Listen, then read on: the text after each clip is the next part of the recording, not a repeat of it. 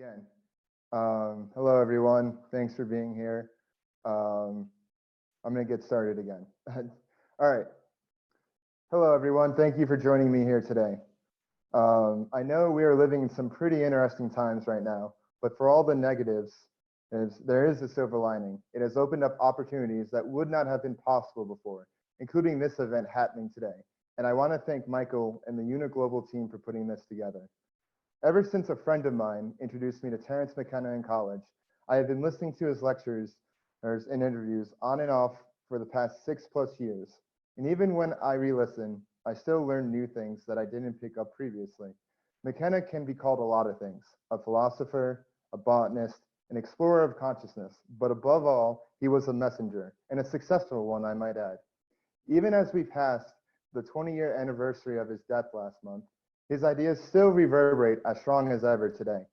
People are spreading his philosophy now more than ever, whether they may be through lectures on YouTube, memes on Instagram, or me giving you the speech through Zoom.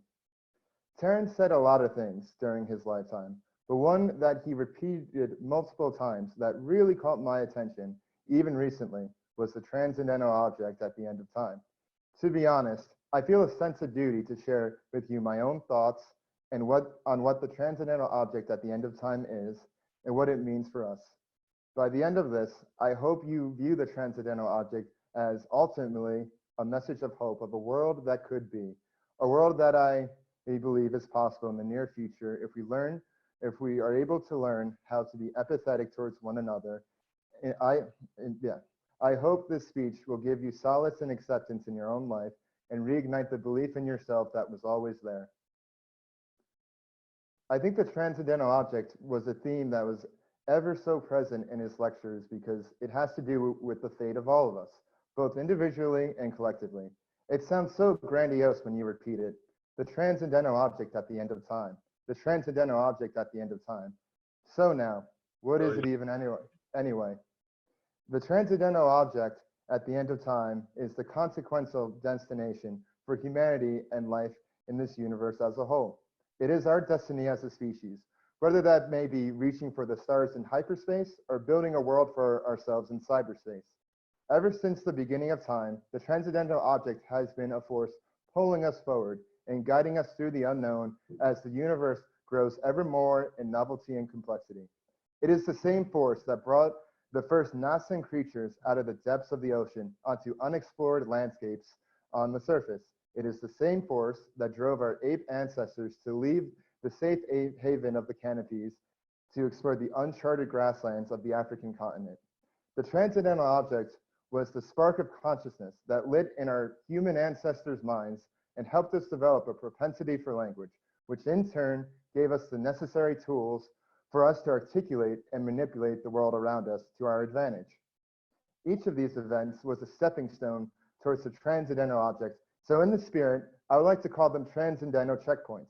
They were fundamental and necessary changes that were dramatic and abrupt, but still pale in comparison to the transcendental object at the end of time.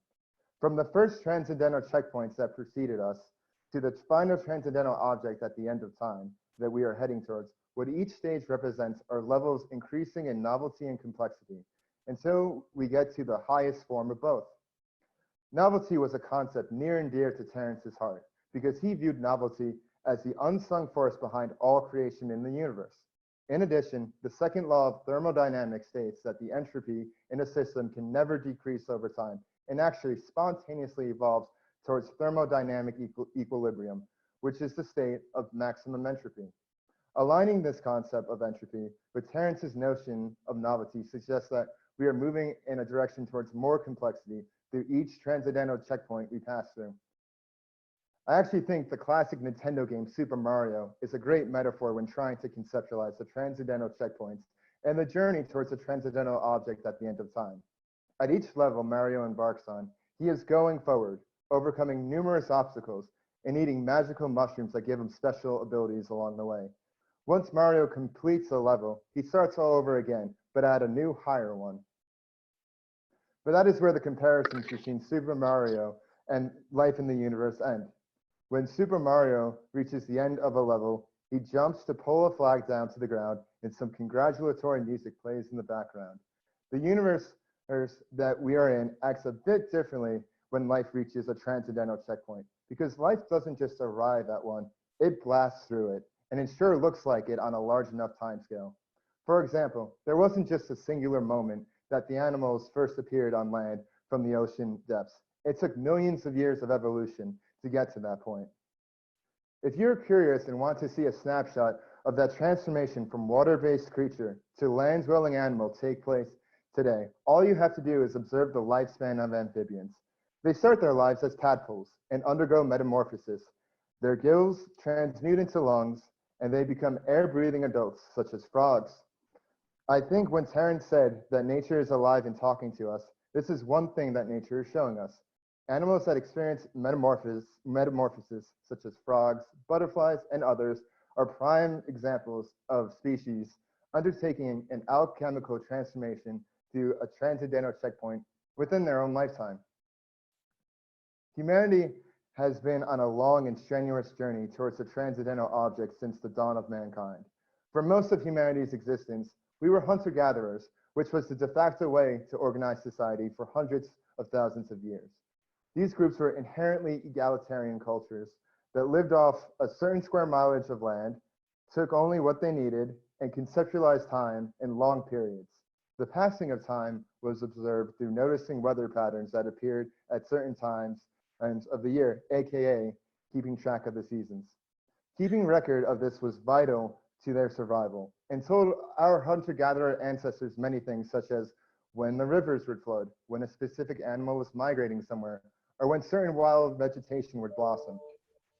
Then, at some point, give or take around 12,000 years ago, certain wild plants took hold of humanity, and for the first time, people left their nomadic ways to settle in one place in order to harvest a specific crop. This happened with wheat in the Fertile Crescent of the Middle East, rice in the Yangtze River Basin of China, and maize in the Tehuacan Valley of Mexico. It is often stated that we domesticated these plants, but in reality, they also domesticated us. The agricultural revolution was upon us, and human society was about to embark on a 12,000-year expedition of progress and advancement that has led us to the complex global civilization that we live in today. It is often viewed that the start of the agricultural revolution was the beginning of history as we know it. Egalitarianism gave way to hierarchies, and these hierarchies would be the basis for all great empires that would be built in the future.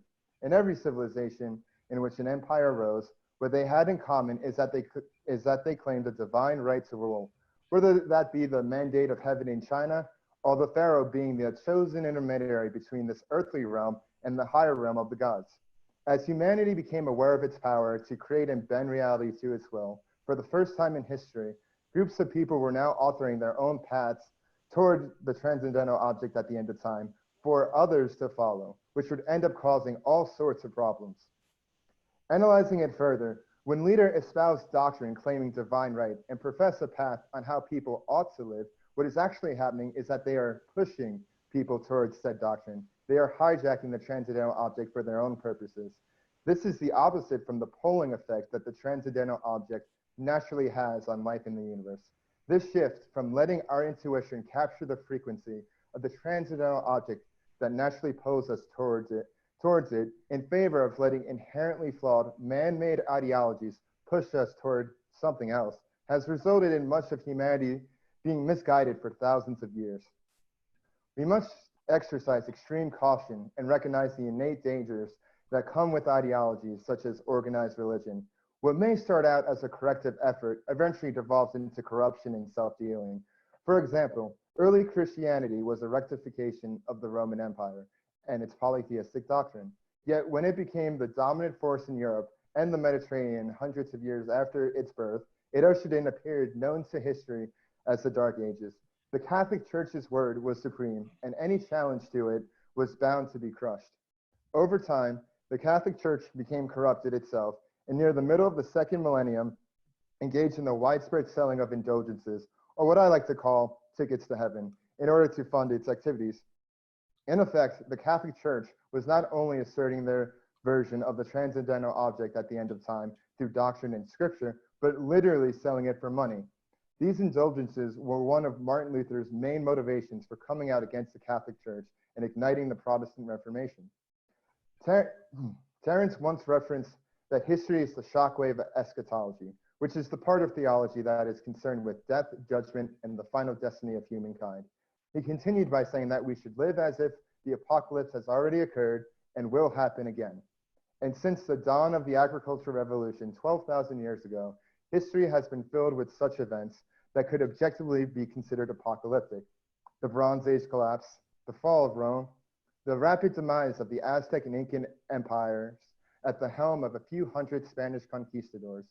To the people living in these societies during these times, it sure as hell would seem like the world was ending. Over the past 100 years, humanity has grown at a rate never before witnessed in recorded history. This has been met with profound advancements in technology and has led to striking changes in lifestyle. We assume that the progress we made should have led to a better life for all. But the truth is that people are more anxious, depressed, and confused than what our nomadic hunter-gatherer ancestors could ever conceive to be. In the face of space travel and quantum computers, our human brains are still looking for some ideology to latch onto in order to make sense of the world. Yet the problem with all these ideologies, both religious and secular, is that they presume what the transcendental object at the end of time is and how to get there. Today, the current cultural zeitgeist that has emerged has us feeling powerless over our lives and ultimately trapped by our own singular individual timelines, which is a self-limiting process. We are told to get a degree, get a job, do this, do that, and you'll be happy. Just as the religious creeds of old, modern culture is constantly talking down to us on how we should live and what we need to do to achieve a sort of secular salvation. The problem is, just like the past doctrines, it's a lie filled with contradictions. And right now we are seeing many of those contradictions face tremendous pressure and play out in real time. Many of the institutions that were thought to be stable are actually incredibly fragile. One clear example of this is modern day higher education in America. Since World War II, college has been seen as the cornerstone for individuals seeking a prosperous life and a step towards making meaningful contributions to society. Yet today, as the world evolves from an industrial society that was the norm 80 years ago into the information age, college has become stagnant and complacent in an ever-changing world. Many people rack up tens, if not hundreds of thousands of dollars of debt with the belief that college will lead to a better life, but end up saddled with that debt and are working jobs that they don't like for years, if not decades, to pay off said debt. As remote learning takes hold in the United States because of the coronavirus, and things do not look like they're going back to normal anytime soon, whatever normal means, how can colleges justify its bloated administrative salaries and exorbitant expenses towards students? It's ironic to think it's ironic to think what America ended up being compared to what experts imagined 50, 60 years ago. They believed that due to future advances in technology and productivity, people would be working less, have more free time, and live in abundance. Not only was that a lie, but the opposite has happened. Today, people as a whole are working longer hours and are more unhappy, unsatisfied, and stressed than before. Millennials and Gen Z are faced with less opportunities than previous generations, and for the first time in history, are expected to be worse off than their parents. With all these things to consider, something is bound to break. Terence famously said in his talks that culture is not your friend. We must only look at the world around us to see that. The culture that has emerged in our time and place is one that fears death and ignores our own morality instead of embracing our finite time on this earth. It is one that strongly encourages rampant consumption without regard over sustainability and the awareness of the fragile world around us. With all this being said, we are still writing our collective story as a species and have the chance to change. Today, like our ancestors before us, humanity is at a crossroads, and we have a unique opportunity to reset our destiny and begin heading towards the transcendental object at the end of time once again. Today, we are fortunate enough to live in an age where individuals can have a rippling impact on the wider world via the technological tools at our disposal. The internet has proven to be one of the most disruptive and psychedelic creations of the modern age. It is no surprise that the adherents of the hippie movement and the original players in what would become Silicon Valley emerged in the same place at the same time, the Bay Area in the 1960s. I call the internet psychedelic because it has dissolved boundaries that were never thought possible. Ideas could be shared at the speed of light, and people are now connected with each other like never before. The ramifications of this are staggering because it shows us a glimpse of a world that could be. A world, instead of being divided by nationality, religion, or race, is united in the ideals of empathy, common purpose, and the collective betterment of humanity. This is essentially what the journey towards the transcendental object at the end of time is telling us. The transcendental object at the end of time is the ultimate form of novelty and complexity that we are being pulled towards. As Terence puts it, the transcendental object is an attractor that has penetrated our collective minds and individual minds. The process of reaching the transcendental object is an alchemical transformation by the other that is actively metamorphosizing us from our earthly vessels to what could be considered godhood. Terence said history is finite, and the dream that awaits us at the end of history is a place where laws are set by imagination. We are all in a continuous process towards transcending, and this is shown by the arrow of entropy, which is pulling us towards a hyper-complex state, one of ceaseless information sharing, dissolved boundaries, and expanded levels of awareness, allowing us to feel one another and to feel the consequences of our actions. Terence stated that the ultimate goal at the end of history and at the end of time is to create a way to share the dream and openly collaborate like gods with open office doorways, candidly sharing ideas that help everyone transcend. The transcendental object at the end of time is not a divine birthright only reserved for kings, but a destiny that is open for all of us to achieve together. On our way to divinity, we must recognize that nothing lasts. All of your relationships will end, and all the people around us will be no more. Time is ever moving forward. There's no going back to the canopies that populated the African plains, or the hunter-gatherer lifestyles of the past.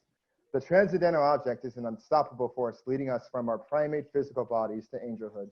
Like the fetus leaving the womb and into the world, the only way out is forward.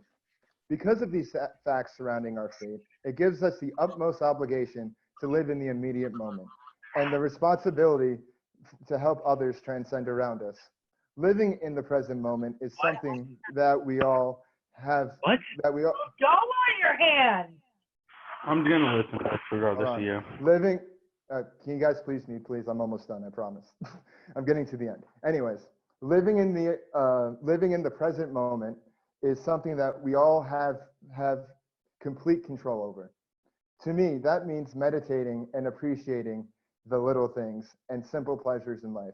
This could be anything from spending time with loved ones, learning a new skill, or noticing something new in your daily routines that you may have never noticed before if you didn't take a step back to do so.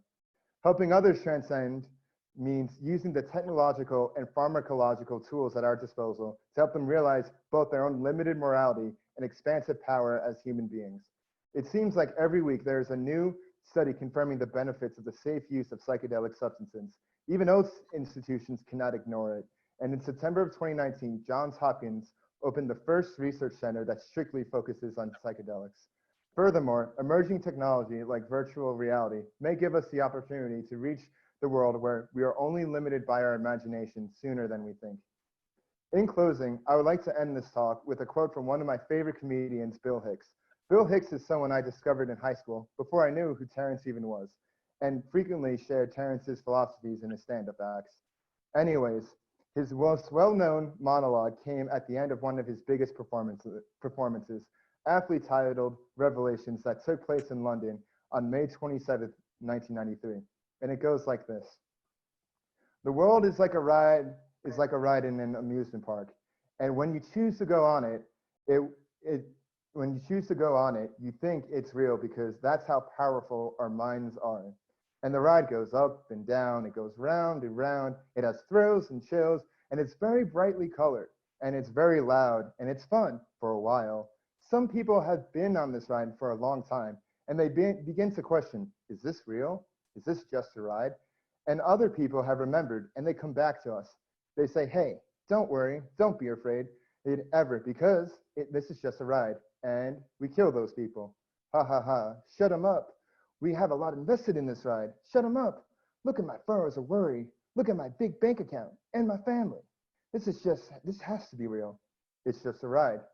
But we always kill those good guys who try and tell us, you ever notice that? And let the demons run amok. But it doesn't matter because it's just a ride. And we can change it anytime we want. It's only a choice. No effort, no work, no job, no savings and money. A choice right now between fear and love. The eyes of fear want you to put bigger locks on your doors, buy guns, close yourself off. The eyes of love instead see all of us as one. Here's what we can do to change the world right now for a better ride. Take all the money we spend on weapons and defense each year, and instead spend it on feeding, clothing, and educating the poor of the world, which it would many times over. Not one human being excluded and excluded, and we can explore space, both inner and outer, forever in peace. Thank you guys for listening. I hope you enjoyed what I had to say. Rest in peace, Bill Hicks. Rest in peace. Oh my, thank you. There's a lot of people here. I didn't realize that part. Wow. It's David, bro. For David, if people will not come, then for whom people will come? Thank you. This really means a lot. I'm gonna have a Q&A probably in my Instagram story. So if you have any questions, go to that. I want to take the time to give a thank you to my really good friend, best friend actually, Jonathan Doobie. He's the one that introduced me to Terrence McKenna all those years ago in college. He helped me write the speech. So without Doobie, I wouldn't have been able to make this talk. So thank you, Doobie. Doobie doo. Okay. I don't. Man. Hey, Doobie. Doobie. Thank you. Wow, there's so many people here. Wow. From all over the world. Dave, from that was Jersey to beautiful. California to India. That was great. Wow. Everyone wants to hear what you have to say. Thank I you. need a shout out. I'm from India. Thank you. Hi. Oh, India. man. Yeah, I guess we have another 10 minutes left, so I'm just going to chill. Yeah, hey, Dave, we need you to upload this recording on YouTube. Thank you. Yeah, I'm going to talk to the Unit Global guys after, and they're going to upload it. I wrote this whole I thing. really love the Mario concept. Thank you. Yeah, I'm going to publish it, so don't worry. I'm going to publish it on my Medium. And It was excellent. Exactly. It was Yeah. excellent, David. So insightful. It was excellent. I was literally finishing it up till the last minute. Literally, I was editing it at 3:50. That was better than your Muhammad Ali project.